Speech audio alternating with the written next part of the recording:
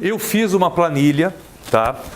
Onde eu tentei fazer uma comparação do que é um consultório pessoa física com o que é um consultório pessoa jurídica, tá? Então, isso aqui é uma simulação de um livro caixa. Então, um livro caixa, que é aquele que você baixa da Receita, que eu comentei com vocês, basicamente, ele tem assim, rendimento de trabalho não assalariado. São os rendimentos que você tem. Aluguéis, outros exterior. Aí, deduções do Carnê-Leão. O que o Carnê-Leão permite de dedução? Previdência oficial, que é o INSS, pensão alimentícia, livro caixa. Livro caixa são as despesas que você tem no teu consultório. De onde ele vai buscar essa informação? Do que você preencheu mês a mês, e esta aqui ele também traz de lá. Então, quando você abre o livro caixa e lança as tuas receitas e lança as tuas despesas, ele alimenta automaticamente isso aqui, tá? Aí ele vai fazer as contas aqui, então ele vai pegar o valor que você recebeu, menos a previdência oficial, menos o livro caixa, e aí vai ter a sobra do livro caixa. E aí a gente tem faixas de tributação do imposto de renda. Conforme a renda que você tem, você vai pagar um imposto, um percentual. Então aqui 3.600 deu no 15%, 2.482 deu no 7,5%. 3.764, ó, deu R$140 de diferença aqui, já foi para 22,5%. Não tem nenhum com 27 aqui, ó, 1.870, menos de 1.903, não paga imposto, tá? E aí, a Receita Federal, quando você vai fazer o cálculo do imposto de renda, ela tem uma dedução. Então, conforme a faixa de renda que você tem, ela te dá um valor que você deduz. Então, como é feito esse cálculo? Ele pega lá 3.629 vezes 15%, vai dar 15, 10, 360, 180, 540, 540 menos o valor da dedução, que é 354, imposto a pagar 189. Então você paga um pouquinho menos de imposto por causa dessa dedução. Daí, se isso aqui fosse em 2018, em 2019, quando você for fazer a declaração de ajuste, o que você vai dizer na declaração? Que você já contribuiu com isso aqui na Receita, na Previdência Oficial, que você já teve isso aqui de livro caixa de despesa, teve isso aqui de rendimento e que você já pagou isso aqui de imposto de renda. Aí você tive uma despesa com médico, educação dos filhos, aquelas despesas normais, né, que as pessoas têm, dependentes, você lança isso na declaração e aí ele refaz o cálculo. Ele vai falar assim, então você já pagou de imposto R$ 1.158, mas pelo cálculo aqui você ainda tem que pagar mais 500, você vai pagar a diferença. Ou então ele faz a conta pelas deduções e fala assim, olha, você já pagou 1.158, mas você tinha que pagar só 500. Então eu tenho que devolver uma parte para você. Tá? É assim que a Receita vai fazer esse cálculo. Então isso aqui, se você fosse pessoa física, profissional liberal, com CPF, deu recibo, aqui está a soma. No livro caixa ele vai pegar o valor separado de cada CPF que te pagou. Aqui ele vai colocar a soma. Então no livro caixa você vai lançando. Dia 10, recebi tantos reais do CPF tal. Dia 20, tanto. A soma deu isso aqui. Ele vai lançar aqui e vai fazer a cópia. Por que está igual o valor de 1.129,16 da Previdência Oficial? Porque a Previdência é calculado assim. Eu vou pagar 20% do INSS usando como base a minha renda, o valor que eu recebi. Os valores que recebidos aqui, eles extrapolam o teto. Então o INSS tem um teto, 5.645. Passou disso, você não paga INSS. Então, como todos os valores estão superiores, aqui acabou ficando o mesmo valor. Se a gente tivesse uma oscilação de valor, se no mês aqui tivesse sido 4.000, você ia pagar 20% e ia dar 800. Né? Então, nessa simulação aqui, eu deixei, os números ficaram todos acima e aí acabou ficando igual. Então, você faturou 129 mil no ano, já contribuiu com 13.550 para a Receita, para a INSS, o teu livro caixa foi 84 mil, então foram as tuas despesas, você teve uma receita bruta no final do ano de 71.700, paga o imposto de renda, sobrou 30.560. Então, a tua renda líquida foi 30.560 reais. Dividido por 12, não vai dar 3 mil reais por mês, eu acho, né? Mais ou menos isso. Então, isso aqui é assim, isso é a tua renda. Quanto que você ganhou? Você produziu 129 e ganhou 30. Então, o teu lucro foi 30 dividido por 129, vai dar 130, dá uns 25% mais ou menos. Então, o teu lucro foi mais ou menos 25%. Esses 30 mil é o que sobrou para você pagar as tuas contas pessoais. Isso aqui é o que você gastou com o consultório, 84 mil. Água do consultório, luz do consultório, telefone do consultório, as despesas do consultório que são permitidas pelo Carnê-Leão. Tem despesas que o Carnê-Leão não permite.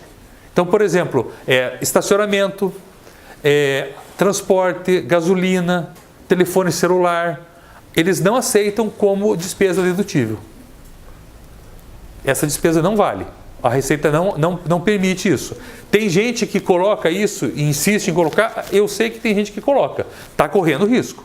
Uma hora a Receita pode te chamar, você vai ter que comprovar e aí vai dar problema. Então aí você sabe o que você vai fazer. Mas é assim que funciona o livro caixa. Recebi, paguei a previdência oficial, tenho as despesas do livro caixa, uma sobra inicial, paguei imposto, sobra final. Então, no final da história aqui, 130 mil, 13 mil de receita, pago para a Previdência, 84 no livro caixa, sobrou 31, paguei imposto, sobrou 30 mil. Então, isso para pessoa física. Se você fosse pessoa jurídica, uma empresa, aí eu trouxe de lá alguns números que estão lá para a gente comparar. E se fosse uma empresa, como é que ficaria então? Então, eu tenho aqui. Dá para aumentar um pouquinho só, tá vendo? Se eu aumentar, eu tiro ela do quadro. Esse é o ponto. Deixa eu terminar de mostrar desse jeito aqui. Depois a gente vê ela maior e eu mando essa planilha para vocês. Tá? Então vamos lá. Eu tenho aqui um faturamento total de 130 mil. É o mesmo faturamento do pessoa física. Eu estou fazendo a mesma conta, usando os mesmos números. Faturei 130 mil. Só que aí o que acontece? Eu não vou pagar o imposto do que sobrar. Eu vou pagar imposto sobre a nota emitida. Aí na regra do Simples, se eu gasto 28% com o que eu faturo, do meu faturamento com folha de pagamento, eu vou pagar 6% de imposto. Então eu estou imaginando que este consultório está dentro dessa regra. 6% de imposto dá o valor que está aqui. Então 129 mil, 6% disso vai dar 7.700. Faturei, paguei o imposto. Aí eu peguei aquela tua sobra, lembra que tinha lá atrás antes do imposto de renda, que era a sobra do caixa? Eu coloquei aqui como se fosse o teu prolabore. Como se você fosse retirar exatamente aquele valor por mês. 3 mil e pouco, 3.600, 1.870, dá 31 mil aqui. Então, quando você tem empresa e você tem prolabore, primeira coisa que faz, tem que pagar INSS sobre o prolabore.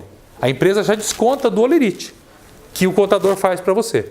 Então, só que aí o INSS, ele não é 20%, ele passa a ser 11%. Isso independente do regime tributário que você está.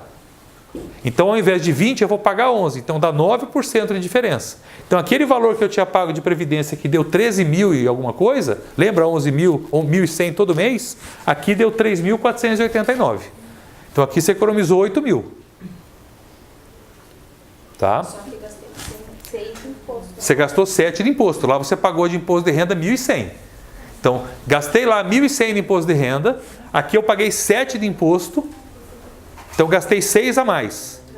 6 a mais, mas economizei 8 de INSS. Só que o INSS, mais pra frente, assim, na parte da aposentadoria, não vai interferir? Não, porque é a mesma renda que você está pagando. É a mesma... Não, a contribuição, não. Do valor. Tá? Não pelo valor que você contribuiu, é pelo valor aqui que você recebeu, pela faixa. Então, não vai fazer diferença isso. Se você recolheu 11 ou 20, é sobre 3.600, é isso que conta. Então, aqui eu estou gastando 6 a mais e aqui eu estou gastando 8 a menos. Então, está sobrando 2. Né? Aqui eu peguei as mesmas despesas do livro caixa e coloquei como se fossem as despesas dessa empresa. Então, gastei os mesmos 84. Quando eu faço essa conta, então gastei 129, faturei 129, gastei com imposto 7, 31 com prolabore, 3.500 com INSS, eu estou arredondando aqui, o número está quebrado, 84.100 de despesa, sobrou 2.300. Este seria o lucro da minha empresa. R$ 2.300. Tá? Aí o que vai acontecer aqui? Ele vai fazer uma conta agora do imposto de renda, porque o imposto de renda que eu pago lá na pessoa física, eu também pago no prolabore. Eu também tenho que pagar no prolabore. E aí eu fiz, dá os mesmos 1.158. Então, daqueles 31.700 que eu tinha recebido, eu vou receber aqui 30.560. É o mesmo da pessoa física. Então, na comparação do Prolabore com a sobra do caixa, o imposto de renda é o mesmo, a alíquota é a mesma, a dedução é tudo igual. O que eu estou economizando aqui, então? Eu estou economizando 10 mil de INSS e 4 mil em encargos. O que são os encargos? Quando você tem um funcionário registrado ou quando você tem um Prolabore e você não está no Simples, você tem que recolher encargos sobre salário. Esses encargos são para o INSS. O Fundo de Garantia você sempre vai pagar. É sobre o INSS. Esse percentual, ele gira em torno de 27,78%. Porque é INSS e o Sistema 5S. São as contribuições que o empregador faz sobre o valor pago de salário, de folha de pagamento. Então, quando eu tiro esse valor, eu estou tendo uma economia aqui de 4 mil e mais 10 mil de INSS. Então, eu estou economizando 14 mil reais, que eu não teria que pagar, se eu tivesse na mesma situação com esse mesmo funcionário. Então, tem situações onde vai valer a pena eu ser empresa. Aí tem que fazer o quê? Tem que fazer conta. Esse é o problema, entre aspas. Tudo eu preciso fazer conta para daí fazer uma simulação e chegar no resultado para ver vale a pena ou não. Aí eu saio do eu acho. Aí eu acho que é legal ser empresa, eu acho que é melhor ser empresa, eu acho que é melhor ser pessoa física. Tem que parar e tem que fazer conta. Então a gente pode pegar um livro caixa de um dentista que já está atuando e refazer o cálculo das duas formas, ou eu posso então simular, fazer uma projeção de venda e em cima disso o que aconteceria. Quando a gente faz a simulação, a gente usa os limites da alíquota do Simples. Então até 180 mil é um valor. Passou de 180, muda a alíquota. Então, e se eu faturar 20 mil por mês? 20 vezes 12 vai dar 240. Estou acima de 180. Quanto que eu pagaria de imposto, então? Porque o INSS vai ser o mesmo, tudo vai ser... A alíquota do INSS não muda, a alíquota de fundo de garantia não muda, a alíquota de imposto de renda ela vai ser proporcional conforme as faixas. Vai depender do faturamento. Então, vai ser um pouco mais de 6%? Vai. Mas se for um pouco mais de 6%, quanto vai ser de imposto? O faturamento vai ser maior, eu vou ter uma sobra maior. Então, às vezes, vale a pena. Eu preciso fazer cálculo. Se tiver funcionário, então, melhor fazer pessoa jurídica. Se você tem funcionário, provavelmente vai dar certo a conta na jurídica. Por quê? Se você contratar uma secretária... Tá? O piso da secretária eu fui olhar, subiu para 1.297, se eu não me engano, o valor dele.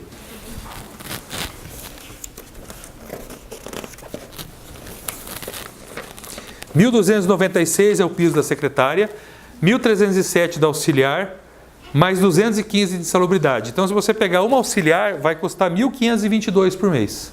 1.522, se a gente pegar 27% ali, vai dar uns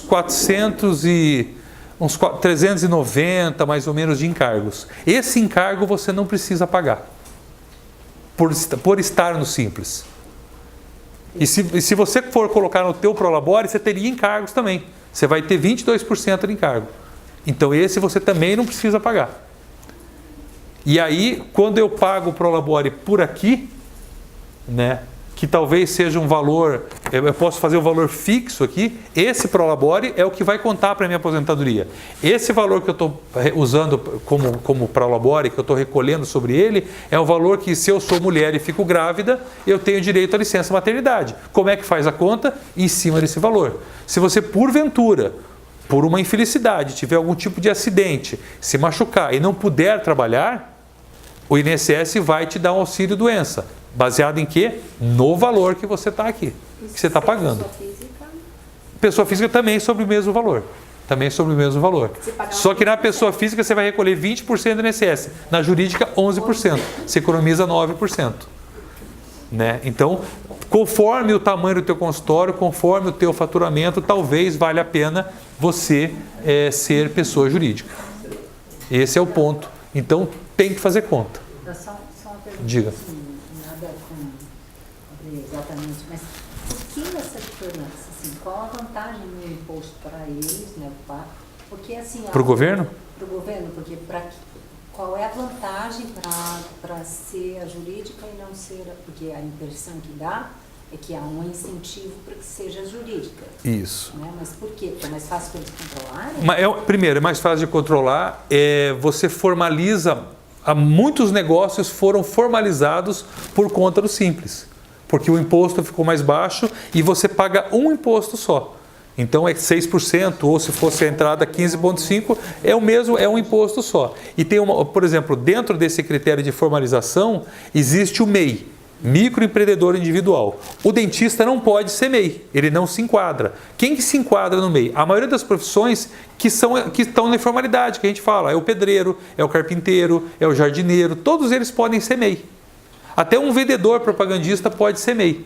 Então, aí existe uma política diferenciada para o MEI, por exemplo, em relação ao INSS. Você pode pagar um valor fixo por mês para contribuir com o INSS. Ele não contribui para a aposentadoria, se não me engano, mas ele contribui para o auxílio-doença. Tem alguma característica assim. Então, eles criaram uma forma específica para esse contribuinte, para esse microempreendedor que não colaborava com nada, não pagava nada, e ele trouxe ele pela formalidade.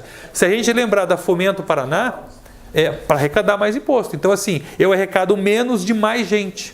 Então, eu tenho uma economia informal onde ninguém recolhe. E se todo mundo começar a pagar um pouquinho, eu consigo faturar um pouco com isso. Se vocês forem lembrar, na semana passada, quando teve a Fomento, o que ela explicou? Dentro do contrato, dentro das pessoas que você vai contratar para usar o dinheiro que eles estão oferecendo, né, tem que estar formalizado. Então, eu quero um empréstimo, então tá, mas você vai ter que gastar esse dinheiro com quem é formal. Então, eles vão privilegiar quem é formal. Então, gira toda uma cadeia de fornecimento, de consumo em cima disso, em busca da formalização. O que acontecia até então? Muita gente estava como jurídica porque algum convênio um dia falou que tinha que ser jurídica. Então, muita gente não se dá conta disso e não para fazer cálculo. Né? E aí houve a mudança no Simples. Quando o dentista entrou no Simples, ele estava no anexo 6, que dava de entrada 16,93. Quando o governo refez o cálculo e reenquadrou o dentista, ele mudou as tabelas, mudou as faixas de faturamento, baixou o imposto para 15,5%, criou o fator R para os 6%, né? Para o dentista poder se enquadrar disso. Mas quando ele baixa o imposto, o que ele faz? Ele obriga você a ter um gasto percentual com a folha, que não tinha antes. Por que ele faz isso? A maioria das pessoas que tem empresa, elas são orientadas a contribuir sobre o salário mínimo. Quando você é pessoa física, você não tem como escolher sobre quanto eu vou contribuir com o INSS. Ele vai lá na sua declaração e puxa o valor que você recebeu. Quando você é pessoa jurídica, você pode falar, não, meu prolabore é um salário mínimo. E aí você vai recolher sobre um salário mínimo. Se a gente pegar um faturamento de um consultório de R$10.000, eu vou ter que gastar R$2.800 com folha de pagamento para me adequar e pagar menos imposto. Né? Se você pegar o salário da secretária, vai dar R$1.500, da auxiliar, que tem o 200, vai dar 1.522. 2.800 menos 1.522 dá 1.288, acho. É 1.288. É mais que um salário mínimo. Então ele te obriga a recolher num valor acima do salário, por conta disso recolhe mais com a Previdência. Só que se a gente for fazer, por exemplo, um consultório simples, abre lá um CNPJ, daí você é obrigado a pagar o contador e... Você tem que ter um contador para fazer a tua contabilidade. Mas daí, essa parte de registro no conselho... Você vai pagar mais um CRO. Você paga mais um CRO. Dá R$500 por ano. Dá 40 e pouquinho. Mas daí seriam R$1.000? Não, 1.000 não. 500 já tem que pagar.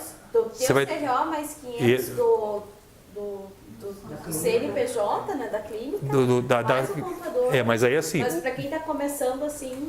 Então vamos lá. O teu de 500 você tem que pagar. Então não conte esse. Tá. Conte 500 a mais. Se a gente dividir 500 por 12, dá quanto? 40 a 480, vai dar uns 43 mais ou menos, por aí, por mês. Um contador, ele vai cobrar, para fazer uma contabilidade de um consultório, um salário mínimo é muito caro. Meio salário eu ainda acho caro, pelo volume de trabalho que vocês vão gerar. Mas vamos supor que ele cobre meio salário por mês. Vai dar uns R$500 a mais, então, CRO mais o contador.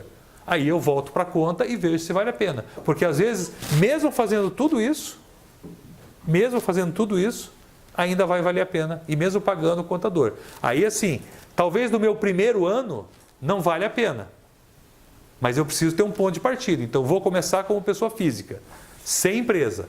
Começo a olhar meu faturamento, começo a olhar os meus gastos, começo a fazer cálculo. Fechou o primeiro trimestre, fechou o segundo trimestre, terceiro trimestre, quarto trimestre, eu tenho um histórico para fazer a conta e ver se vale a pena ou não. Né? E aí, dependendo do consultório, dependendo do faturamento, dependendo da situação de cada um, pode ser uma alternativa para que eu, então, mude de regime e faça alguma coisa diferente. Lembrando que, quando eu abro a empresa, quando eu constituo a empresa, eu tenho 30 dias para informar a Receita que tipo de regime tributário eu quero me enquadrar. Dentre eles é o Simples. E quando eu tenho empresa aberta, eu só consigo mudar em janeiro. Então, quando chega em dezembro, eu faço uma consulta na Receita, e o contador que faz isso. Ele faz uma consulta para ver se você pode, então, entrar no Simples. O que a Receita vai olhar? O teu faturamento nos últimos 12 meses.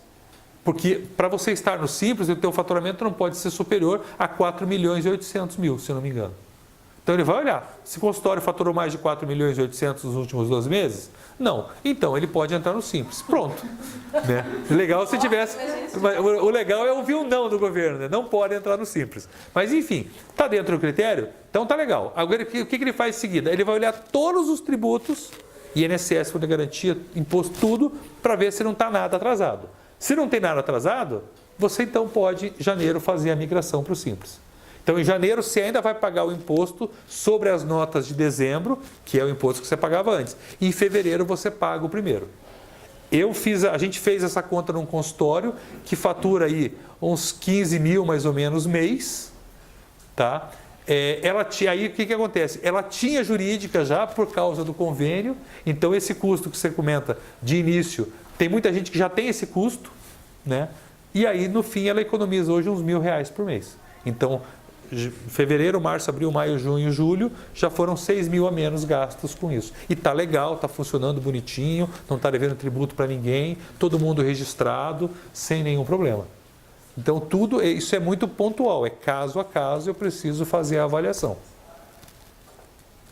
Tranquilo?